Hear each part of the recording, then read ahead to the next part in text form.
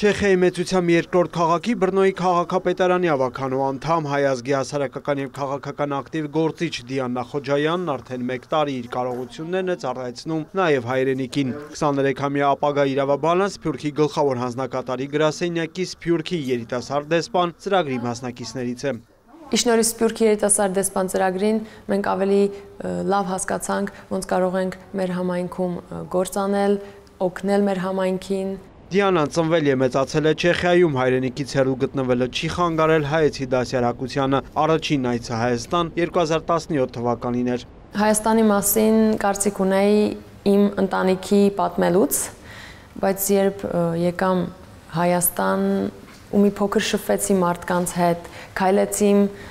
Հայաստանի մեջով ու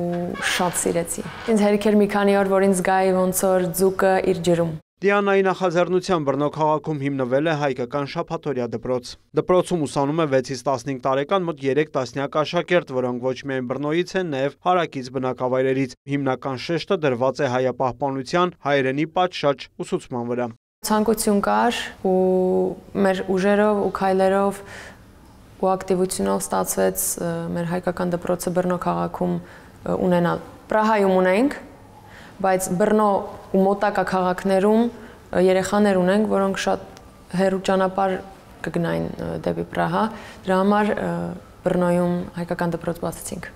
Այս ապրիլին Բրնո քաղաքում տեղի ունեցած ամենամեծ էքսպոյում Դիանայի նախաձեռնությամբ ներկայացվել են հայկական մշակույթն ու ավանդական տարածքները։ Սփյուռքի երիտասարդ դեսպան ծրագրի շնորհիվ Սփյուռքի համայնքներում մեկնարկել են տարբեր ծրագրեր։ Երիտասարդ դեսպանները Միացյալ Նահանգներից են, Գերմանիայից, Ֆրանսիայից, Լիտվայից, Մեծ Բրիտանիայից, Ռուսաստանից, Չինաստանից, Ավստրալիայից եւ այլ երկրներից։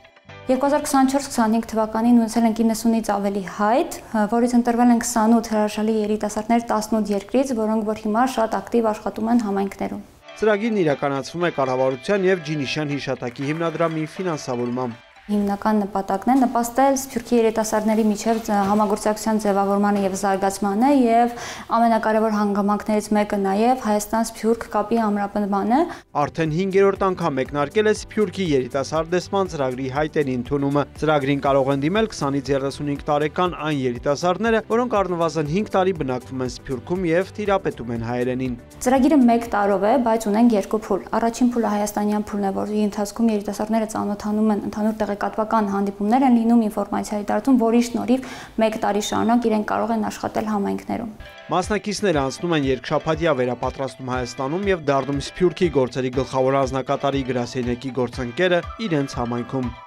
Բրիր Մկրտչյան, Ռոմիկ Խաչատրյան, լուրեր։